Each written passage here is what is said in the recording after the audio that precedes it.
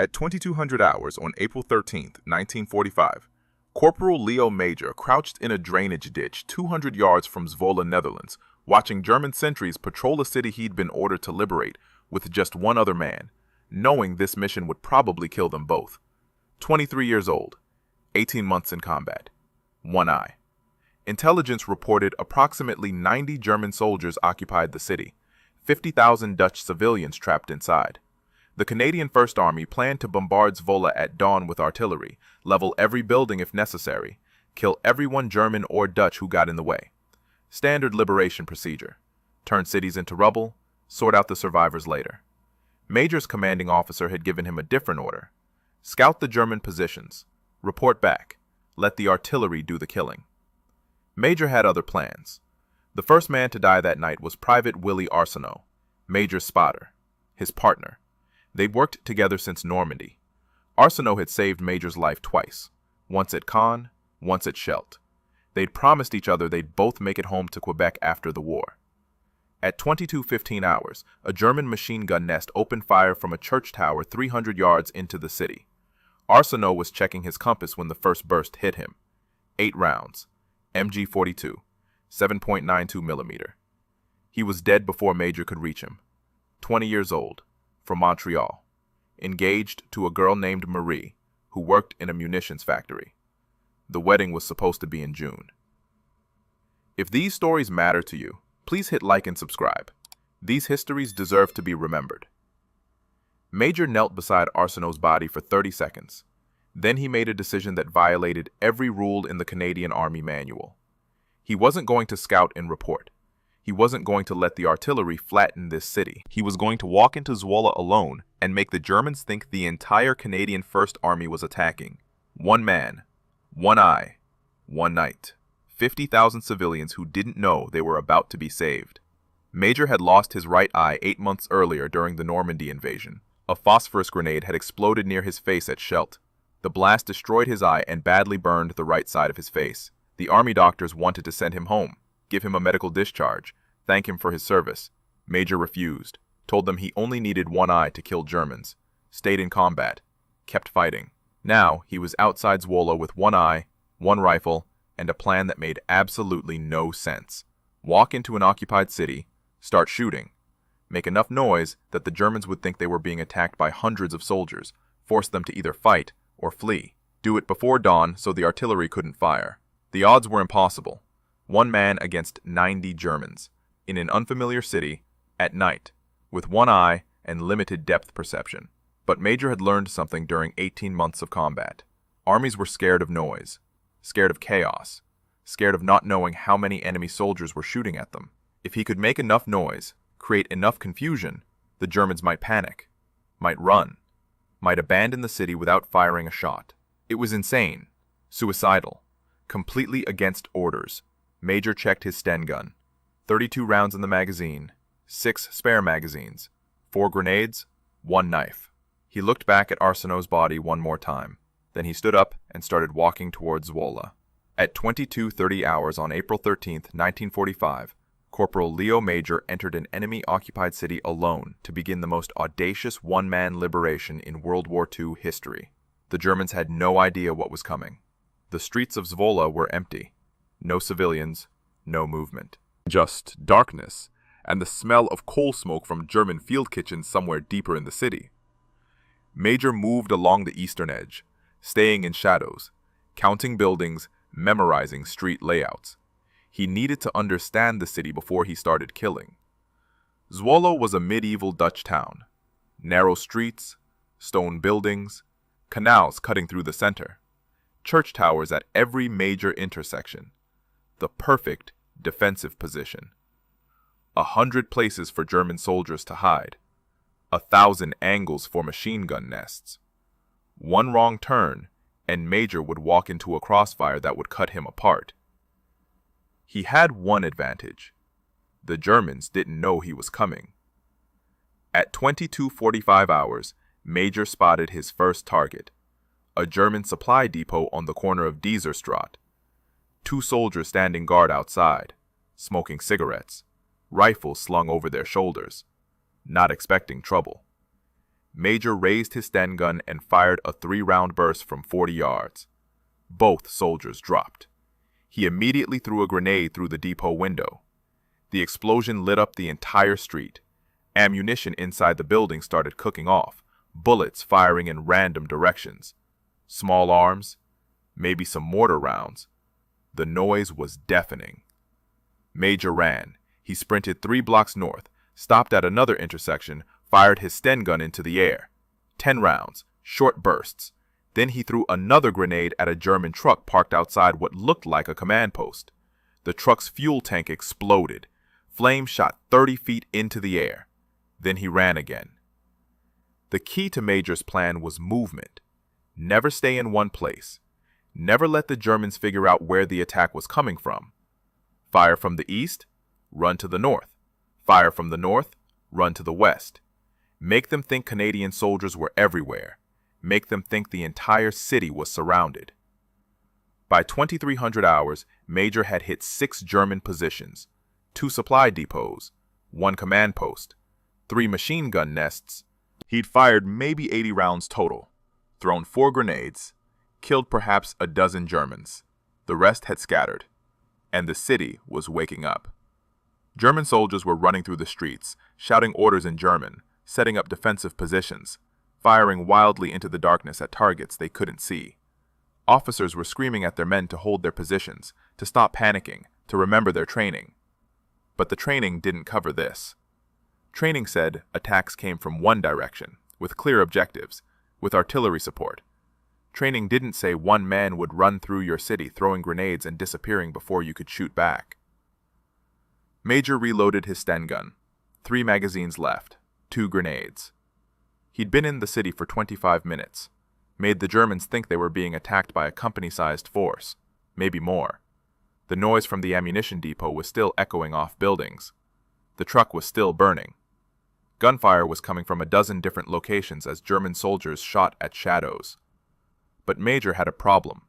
He was running out of ammunition, and he'd only covered maybe a third of the city. There were still German positions he hadn't hit, still soldiers who hadn't panicked, still officers trying to organize a defense. He needed to do something bigger, something that would break German morale completely, something that would make them abandon Zwolle without the Canadians firing a single artillery shell. At 23:15 hours, Major saw it. The Gestapo headquarters. A 3-story building near the city center. Nazi flags hanging from the windows. Staff cars parked outside. Lights on in every room. The command center for the entire German occupation force in Zwolle. Major checked his ammunition. 23 rounds. 2 grenades. Not enough for a sustained fight, but enough for one more attack. He started moving toward the building, and that's when he heard the dogs. German patrol dogs. At least 2, maybe more. Their handlers shouting commands somewhere behind Major. The dogs barking, getting closer. They picked up his scent. Major had maybe 90 seconds before the dogs found him. He ran toward the nearest building, a bakery. Windows dark, door locked. He smashed the glass with his rifle butt and climbed through. Cut his left hand on broken glass, blood running down his palm. He ignored it and kept moving. Inside the bakery, Major could hear the dogs outside, scratching at the door, barking. The handlers were right behind them, flashlights sweeping through the broken window. German voices shouting for him to surrender. Major moved to the back of the bakery, found a rear exit, led to an alley. He opened the door slowly, checked both directions. Empty. He slipped out and started running west. The dogs followed. For the next 15 minutes, Major led the German patrol on a chase through Zwolle's eastern district, through alleys, over fences, across rooftops. The dogs stayed behind him, close enough that he could hear their breathing, close enough that if he stopped for more than 10 seconds, they'd catch him. At 23:30 hours, Major reached a canal, 20 feet wide, too far to jump. The dogs were 30 yards behind him, their handlers 40 yards. He could hear them shouting, telling him to stop, promising they wouldn't shoot if he surrendered. Major looked at the canal, then at the dogs. Then he jumped. The water was freezing. April in the Netherlands, maybe 8 degrees Celsius. The shock almost stopped his heart. His uniform soaked through immediately. His Sten gun got wet, might not fire anymore. His grenades were waterlogged, probably wouldn't detonate. But the dogs stopped at the canal's edge. German shepherds don't like cold water, won't jump unless ordered. The handlers reached the bank, raised their rifles, fired into the darkness where Major had disappeared. They missed. Major pulled himself out on the opposite bank, shivering, soaked, his left hand still bleeding from the broken glass, his rifle possibly ruined, but alive. He checked his watch. 23:40 hours. He'd been in the city for 70 minutes, attacked 8 German positions, led a patrol on a chase that pulled soldiers away from their defensive posts, created chaos, made noise, done exactly what he'd planned. But now he had a bigger problem. His Sten gun was soaked. He pulled the magazine, ejected the chambered round. Water poured out of the barrel. The firing mechanism was wet. The spring might be damaged. He wouldn't know if it worked until he tried to fire it. And if it didn't work, he'd be standing in the middle of an occupied city with a broken rifle and 2 waterlogged grenades. Major squeezed as much water as he could from the magazine. Reloaded. Chambered a round. Pointed the Sten gun at the ground and pulled the trigger. Nothing. Just a click. The firing pin was wet, or the powder in the cartridge was soaked, or the mechanism was jammed. His rifle was dead. Major had 23 rounds that wouldn't fire, 2 grenades that might not explode, 1 knife, 1 eye, and at least 70 German soldiers still in the city who now knew a Canadian soldier was somewhere in Zwolle causing havoc. At 23:55 hours on April 13, 1945, Corporal Léo Major was soaking wet, unarmed, and standing in the middle of an enemy-occupied city with no way to complete his mission. The Gestapo headquarters was 6 blocks away. Dawn was 5 hours away, and his rifle wouldn't shoot. He needed a new weapon, and he knew exactly where to get one. The German patrol he'd been running from had weapons, living soldiers with working rifles. Major just needed to take one. He moved back toward the canal, staying low, his wet uniform making squishing sounds with every step. The cold was getting worse, his teeth chattering, his hands starting to go numb. He needed to move fast, or hypothermia would kill him before the Germans could. At midnight on April 14th, Major spotted them, 3 German soldiers, part of the patrol that had chased him. They'd split up to search both sides of the canal. These 3 were on Major's side, moving slowly, flashlights off, rifles ready, looking for him in the darkness. Major waited behind a stone wall, watched them approach. 20 yards, 15, 10. When the first soldier passed his position, Major moved. He came up behind the soldier, grabbed him around the throat with his left arm, pulled him backward. The soldier tried to shout. Major's grip cut off the sound. The soldier dropped his rifle and clawed at Major's arm, trying to break free, trying to breathe. Major held on. The soldier's struggling got weaker, then stopped. Major lowered him to the ground, unconscious, maybe dead. He didn't check. The other 2 soldiers heard the noise, turned around, raised their rifles. Major was already moving. He grabbed the unconscious soldier's rifle, a Carabiner 98, German standard issue, bolt action, 5 rounds in the magazine. Major worked the bolt, aimed at the closest soldier, fired. The soldier went down. The 3rd soldier fired back. The bullet hit the stone wall 6 inches from Major's head. Stone chips cut his face. Major worked the bolt, fired again, missed. The German soldier ran. Major let him go. He had a working rifle now. 4 rounds left. That was enough. Major picked up the dead soldier's ammunition pouches, found 3 more stripper clips, 15 rounds total. He also took 2 stick grenades, Model 24, German potato mashers, 7-second fuse. He knew how they worked. He'd captured enough of them in Normandy. Now he was armed again. At 12:15 a.m., Major resumed his attack on Zwolle. He moved toward the city center, toward the Gestapo headquarters. The building was still lit up, still occupied. Major could see German officers through the windows, gathered around maps, planning their defense, trying to figure out how many Canadian soldiers were attacking their city. Major approached from the south, staying in shadows. The building had guards outside, 4 soldiers, 2 at the front entrance, 2 at the back. All of them nervous, scanning the darkness, expecting an attack. Major gave them one. He threw his first stick grenade at the front entrance. The explosion killed both guards instantly. Before the smoke cleared, Major threw his second grenade through a first-floor window. The blast shook the entire building. Glass exploded outward. Someone inside screamed. Then Major opened fire with his carabiner. He shot out every lit window he could see. 5 rounds. Reload. 5 more. Reload. The building's lights went out. Someone inside was shouting orders, telling soldiers to return fire, to hold their positions. Major heard boots running. German soldiers pouring out of the building. Maybe 20 men. Officers and enlisted. Some carrying rifles, some carrying only pistols. All of them running. Fleeing.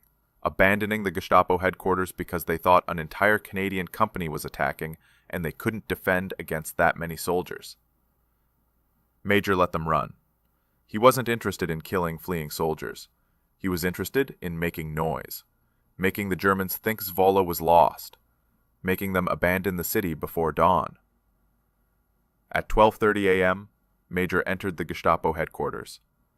The building was empty. Maps still spread on tables. Coffee still warm in cups. Radios still crackling with German communications. Officers had fled so fast they'd left everything behind. Major gathered every document he could find. Operations orders, troop positions, supply manifests, intelligence reports, classified Wehrmacht communications. He stuffed them into a canvas bag he found near a desk. Then he set the building on fire. He poured gasoline from a jerry can onto the wooden furniture, struck a match, watched the flames spread. Within 3 minutes, the entire first floor was burning. Within 5 minutes, the fire had reached the second floor. By the time Major left the building, flames were shooting out of every window. The Gestapo headquarters burned for 2 hours. The smoke could be seen for miles. Every German soldier in Zwolle could see it, could understand what it meant. The command center was gone. The officers had fled. The city was falling. Major checked his watch. 12:45 a.m. He'd been in Zwolle for 2 hours and 15 minutes. He'd destroyed the Gestapo headquarters, captured German intelligence documents, killed or scattered at least 30 enemy soldiers. But there were still 60 Germans somewhere in the city, and Major was running out of time. Dawn was 4 hours away. If the Germans didn't flee before then, the Canadian artillery would start firing, would level Zwolle, would kill 50,000 Dutch civilians. Major reloaded his rifle. 10 rounds left. No grenades. But he had something better now. He had momentum.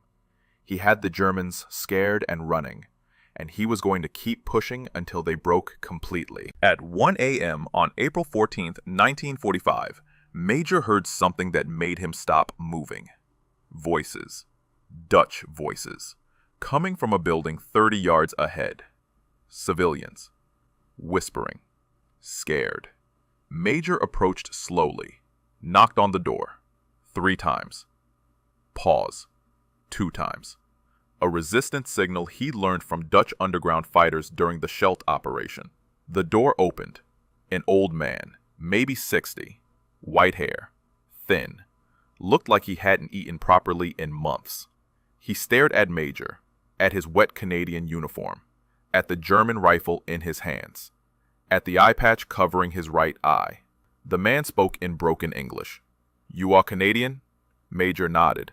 "You are alone?" Major nodded again. The old man pulled him inside, shut the door, led him to a basement where 30 Dutch civilians were hiding. Families, children, old people, all of them terrified, all of them waiting for the artillery bombardment they knew was coming at dawn. A woman stepped forward, maybe 40 years old, spoke better English than the old man. "How many soldiers are with you?" "Just me," Major said. The room went silent. Everyone stared at him. One woman started crying. A child asked his mother something in Dutch. The mother hushed him. The English-speaking woman looked at Major like he was insane. One man? One man is making all this noise? The explosions? The fires? The shooting? Yes. The Germans think you are hundreds of soldiers. Good. The woman translated for the others. The room erupted. People arguing. Some laughing. Some crying. some looking at Major like he was either a hero or a madman, maybe both. Major didn't have time for this. Where are the German positions? The soldiers who haven't fled yet? The English-speaking woman pulled out a hand-drawn map. The Dutch resistance had been tracking German movements for weeks. She pointed to 3 locations: a barracks on the western edge, a motor pool near the train station, a machine gun position at the main bridge. How many soldiers? Major asked. Maybe 20 at the barracks, 10 at the motor pool, 5 at the bridge. 35 Germans, maybe 40. The rest had either fled or been killed or were hiding somewhere Major hadn't found yet. Major studied the map. The barracks was closest, 2 blocks west. If he could hit it hard enough, loud enough, the remaining Germans might break completely, might abandon Zwolle, might save this city from being flattened by artillery. The woman grabbed his arm. "You cannot do this alone. It is suicide." Major looked at her. "I've been doing it alone for 2 hours. Why stop now?" He left the basement, climbed back to street level. The civilians watched him go, some of them crying, some praying, all of them understanding that their lives depended on one half-blind Canadian corporal who refused to quit. At 1:20 a.m., Major approached the German barracks, a converted school building, 3 stories, windows boarded up, sandbags at the entrance, guards posted outside. Major could see movement inside, soldiers packing equipment, getting ready to evacuate. They knew the city was falling. They just didn't know if they should run or fight. Major made the decision for them. He walked straight toward the main entrance, in full view, not hiding, not sneaking, just walking, like he owned the city, like he had 1,000 soldiers behind him, like the Germans had already lost. The guards saw him, raised their rifles, shouted for him to stop. Major raised his carabiner 98 and shot the first guard in the chest, worked the bolt, shot the second guard in the head. Both men dropped. Major kept walking. He reached the entrance, kicked open the door, and walked into a room with 18 German soldiers staring at him. For 3 seconds, nobody moved. The Germans stared at Major. Major stared back. Then someone inside the building raised a weapon, and all hell broke loose. Major threw himself sideways as the first shots rang out. Bullets hit the wall where he'd been standing.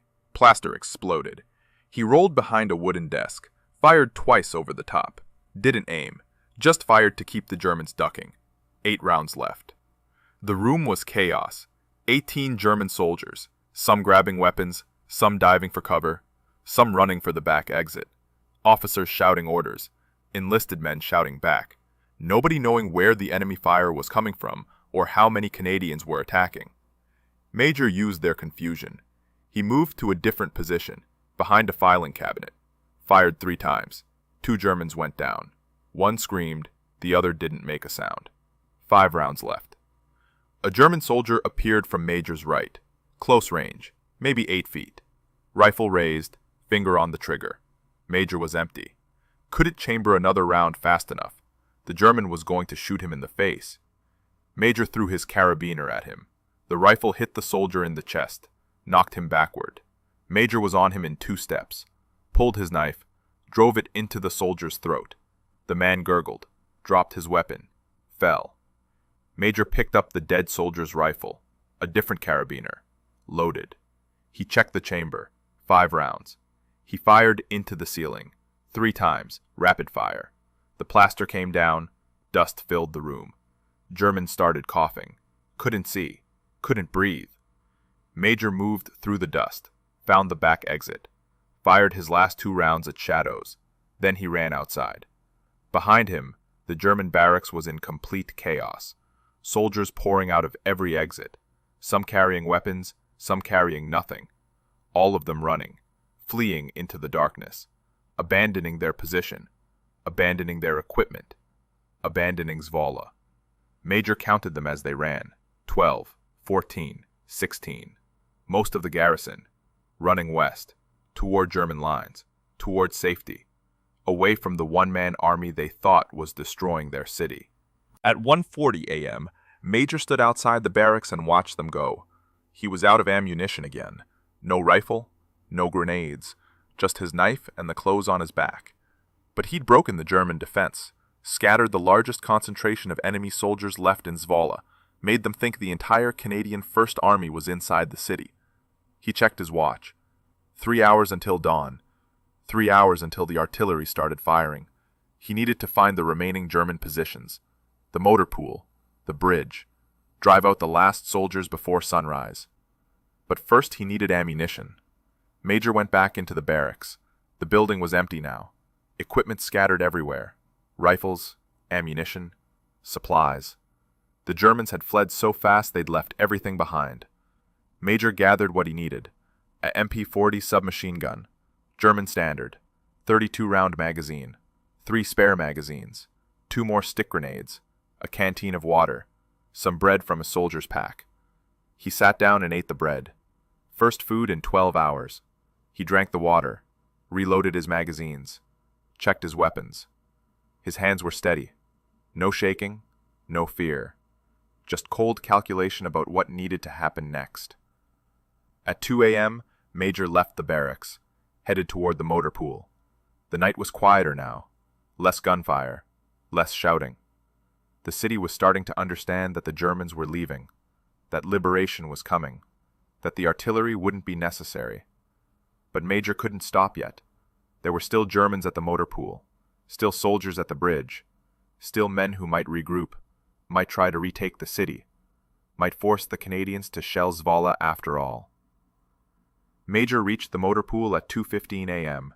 A fenced compound, 6 trucks, 2 motorcycles, 4 guards outside, all of them nervous, all of them watching the fires burning across Zwolle, all of them wondering if they should stay or run. Major made the decision easy. He opened fire with the MP40 from 50 yards, full automatic, 32 rounds in 4 seconds. The guards scattered. One dropped, the others ran. Major reloaded, walked toward the compound, threw a stick grenade over the fence. It landed next to a fuel truck. The explosion was massive. The truck's fuel tank detonated.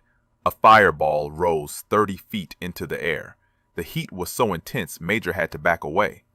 The other trucks caught fire. One by one. Fuel tanks exploding. Ammunition cooking off. The entire motor pool became an inferno. Black smoke rising into the night sky. Visible for miles. Every German soldier left in Zwolle could see it, could understand what it meant. The motor pool was gone. The vehicles were destroyed. There was no way to evacuate equipment, no way to reinforce, no way to hold the city. At 2:30 a.m. on April 14, 1945, Major had been in Zwolle for 4 hours. He'd destroyed the Gestapo headquarters, scattered the main German barracks, burned the motor pool, killed or driven off more than 60 enemy soldiers, with one eye, one man, one night, one target left, the bridge. 5 German soldiers, 1 machine gun, the last German position in Zwolle. And then something happened that Major didn't expect. Someone walked out of the darkness with his hands up, a German officer, captain's insignia, maybe 35 years old, unarmed, walking slowly toward Major with his hands raised. Behind him, 8 more German soldiers, also unarmed, also walking with their hands up. Major raised his MP40, aimed at the officer's chest. "Stop." The officer stopped, spoke in accented English. "We surrender. The city, all of it. We surrender to you." Major kept his weapon raised. "How many soldiers left?" 14. "At the bridge. They will also surrender. I give you my word." "Your word doesn't mean much right now." The officer nodded. "I understand. But we know we cannot win. You have too many soldiers, too much support. We have been fighting all night and you keep coming. We are surrounded. We are defeated." Major didn't correct him. Didn't tell the officer that there was only 1 Canadian soldier in Zwolle, that every explosion, every gunshot, every fire had been caused by one half-blind corporal who refused to let this city be destroyed. Let the Germans think they've been beaten by an army. Let them surrender with that belief intact. "Take me to the bridge," Major said. The officer led the way. His men followed. Major walked behind them, MP40 ready. one eye scanning for threats, for ambushes, for Germans who might not want to surrender. But the streets were quiet now. The fires were dying down. The shooting had stopped. Zwolle was silent except for footsteps and the distant sound of the burning motor pool. They reached the bridge at 2:50 a.m. The remaining German soldiers were there, 14 men, standing in formation, weapons stacked on the ground, hands at their sides, waiting. The officer turned to Major. As I promised, they surrender, all of them. The city is yours. Major looked at the German soldiers. Young men, most of them younger than him, scared, tired, ready to go home, ready for this war to end. They'd been told to defend Zwolle, told to hold the bridge, told to die if necessary. Instead, they were surrendering to what they thought was an overwhelming Canadian force. Major lowered his weapon. Walk west, all of you. Don't stop. Don't look back. If I see any of you in this city after sunrise, I'll shoot you. The German officer nodded. He gave an order in German. His men formed up, started walking, heading west, toward German lines, toward whatever was left of the Wehrmacht in the Netherlands, away from Zwolle. Major watched them go, counting. 23 German soldiers, the last enemy troops in the city, walking away, surrendering without a fight, leaving 50,000 Dutch civilians alive, leaving Zwolle standing, preventing the artillery bombardment that would have turned this medieval city into rubble. At 3:15 a.m. on April 14, 1945, Corporal Léo Major stood alone on a bridge in Zwolle, Netherlands. Behind him, a city he'd liberated single-handedly. In front of him, 23 German soldiers walking into the darkness. Around him, fires burning, smoke rising. The evidence of 4 hours and 45 minutes of the most audacious one-man operation in World War II history. He'd done it. Saved the city, stopped the artillery, freed 50,000 people. With one eye, one night, one man who refused to let an entire city die. Major sat down on the bridge, his legs finally giving out, the adrenaline wearing off, the exhaustion hitting him all at once. He was soaking wet, freezing, covered in blood and dirt and gunpowder residue.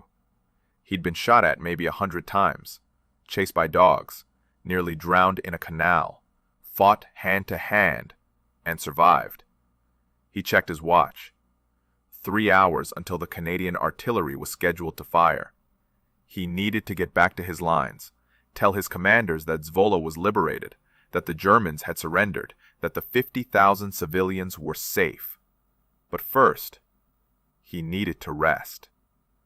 Just for a minute. Just long enough to let his body stop shaking. Major closed his good eye. The sun would be up soon. The city would wake. The Dutch would learn that they'd been freed by one Canadian soldier who'd walked into their occupied city and refused to leave until every German was gone. At 3:30 a.m., Corporal Léo Major fell asleep on a bridge in Zwolle, still holding his captured MP40, still wearing his wet uniform, still missing his right eye, the most unlikely liberator in World War II history. When he woke up 40 minutes later, the Dutch resistance was standing over him, dozens of them, staring at the Canadian soldier who'd saved their city. And they were crying. The Dutch resistance fighters helped Major back to Canadian lines, gave him dry clothes, fed him, told him stories about what they'd seen during the night. The explosions, the fires, the German soldiers running through the streets, the chaos.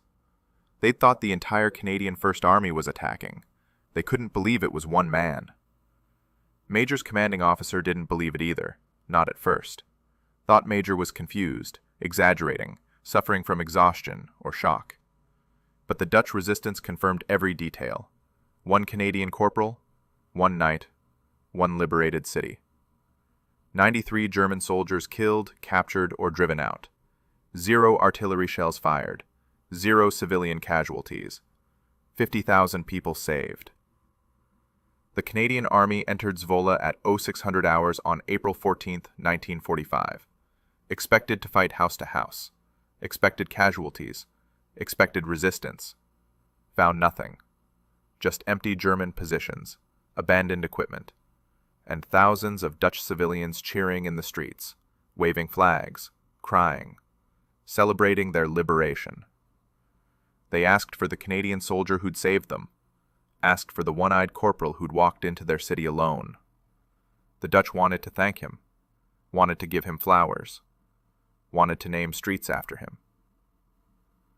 Major refused, told his commanders he didn't want recognition, didn't want parades, just wanted to keep fighting, keep doing his job, keep killing Germans until the war ended. 3 weeks later, Germany surrendered. The war in Europe was over.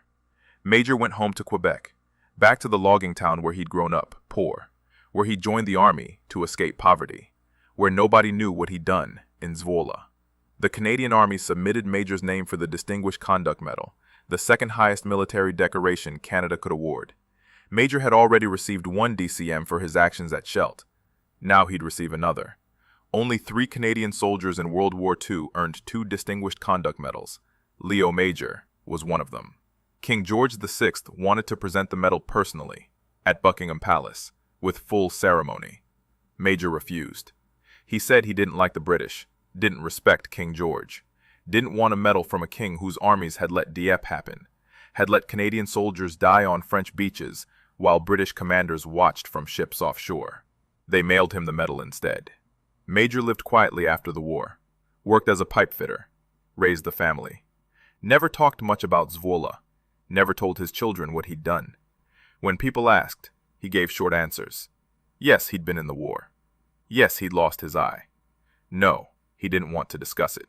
In 1970, the city of Zwolle invited Major back, 25 years after liberation. They wanted to honor him, thank him properly, show him what his actions had meant. Major returned. The Dutch gave him a hero's welcome. Thousands of people lined the streets. Children gave him flowers. Old men who'd been in the resistance shook his hand. Women who'd hidden in basements while he fought kissed his cheeks. The city named a street after him, Léo Major Lawn, a permanent reminder of the Canadian soldier who'd saved them. Léo Major died on October 12, 2008, in Montreal. He was 87 years old. He'd lived 63 years after that night in Zwolle, 63 years as the man who'd liberated a city alone, the man who'd proven that courage doesn't require 2 eyes or 1,000 soldiers, just one person who refuses to quit. His medals are displayed at the Canadian War Museum in Ottawa. Next to them is the citation that explains what he did. 1 night, 1 city, 93 Germans, 50,000 civilians saved. The most improbable liberation in World War II history. The people of Zwolle still remember. Every year on April 14th, they gather at Léo Major Lawn, light candles, tell stories about the Canadian corporal who walked into their occupied city and refused to leave until every German was gone, about the soldier who saved them from artillery bombardment, about the man with 1 eye who saw more clearly than anyone else what needed to be done. 93 enemy soldiers defeated, 1 city liberated.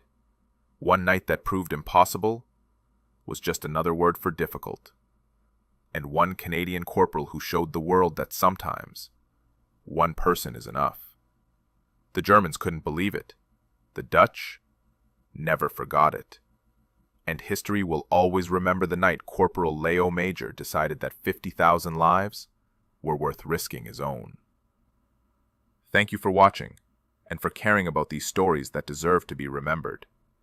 If this story moved you, I'd be grateful if you'd hit the like button and subscribe to help us share more histories like this. And please, leave a comment below telling us where in the world you're watching from. It means everything to know these stories are reaching people across the globe. Until next time, take care, and remember the courage of those who came before us.